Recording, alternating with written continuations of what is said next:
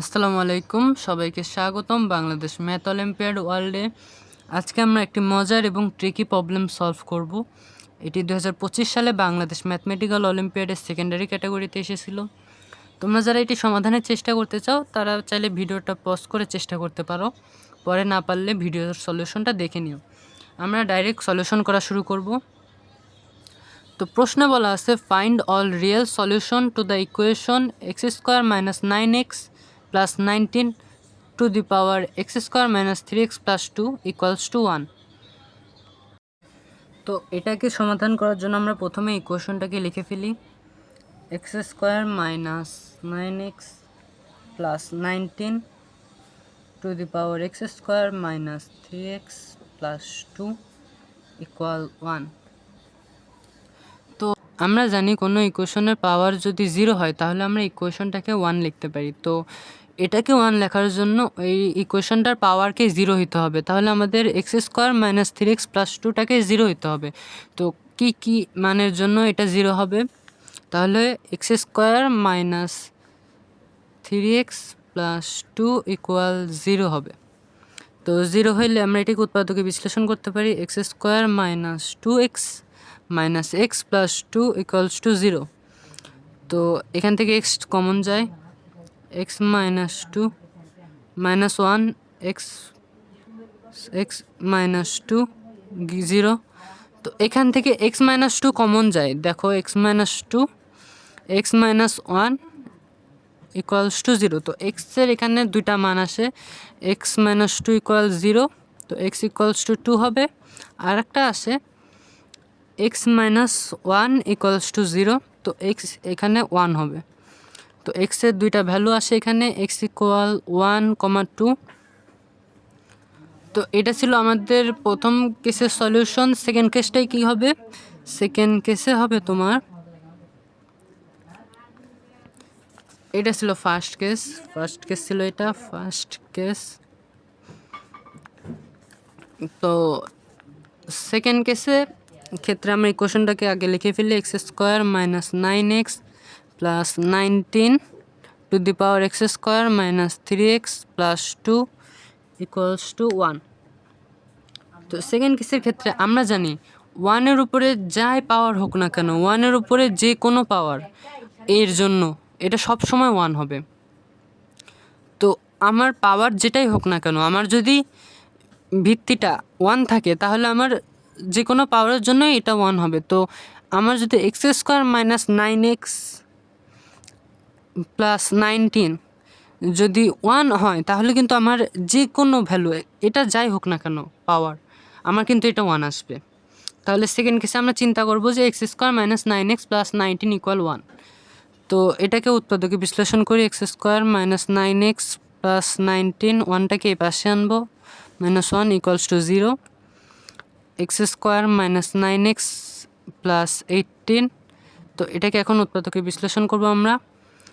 x² - 3x - 6x + 18 = 0। তো এখান থেকে দেখো x কমন যায়, x - 3 -6 কমন যায়, x - 3 = 0। তো আমি এখন এখান থেকে x - 3 কমন নিতে পারি, আর x - 6 = আসে 0। তো এখানেও আমরা x এর দুইটা ভ্যালু পাবো, x - 3 = 0, x = 3। আর একটা পাবো x - 6 = 0, x = 6। তো এখানেও আমরা আরও দুইটা ভ্যালু পাচ্ছি x এর, 3, 6। আচ্ছা, তো এটার সমাধান এখনও শেষ হয় নাই, এটার জন্য আরও একটা কেস আছে, থার্ড কেস। তো আমরা আমাদের অরিজিনাল ইকুয়েশনটাকে লিখে ফেলি। x² - 9x + 19 to the power x² - 3x + 2 = 1। তো আমরা জানি না যে কোনো যদি -1-এর উপরে কোনো ইভেন পাওয়ার বসে তাহলে এটা = 1 আসে। এটা আমরা সবাই জানি যে -1-এর উপর কোনো ইভেন পাওয়ার হলে এটা আমরা 1 লিখতে পারি।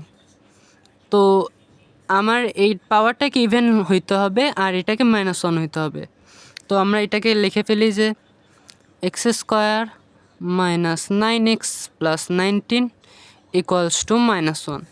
তো -1 থেকে এই পাশে আনি, তাহলে আসা হয় x square minus 9x plus 20 equals to 0। তো এটাকে আমরা উপপাদ্যকে বিশ্লেষণ করতে পারি। X square minus 4x minus 5x plus 20 equals to 0। দেখো এখান থেকে এক্স কমন যায়, এক্স মাইনাস 4, আর এখান থেকে -5 কমন যায়, এক্স মাইনাস 4 ইকুয়ালস টু 0। দুইটা থেকে এক্স মাইনাস 4 কমন যায়, এক্স মাইনাস 5 ইকুয়ালস টু 0। তো আমরা এখান থেকেও দুইটা সলিউশন পাবো। একটা হলো x minus 4 equals to 0, x equal 4, এটা 0। আর একটা হলো x minus 5 equals to 0, x equals to 5। তো আমরা এখান থেকেও দুইটা সলিউশন পাইলাম, এক্স ইকুয়াল 4,5।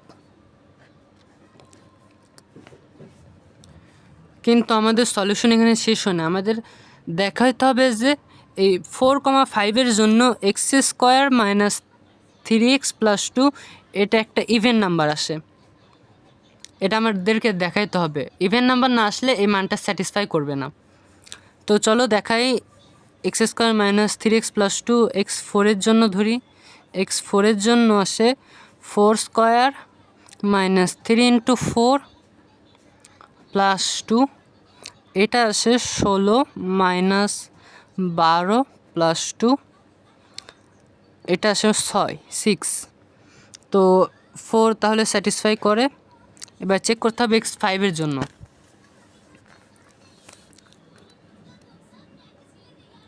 এক্স ইকুয়াল 5 হইলে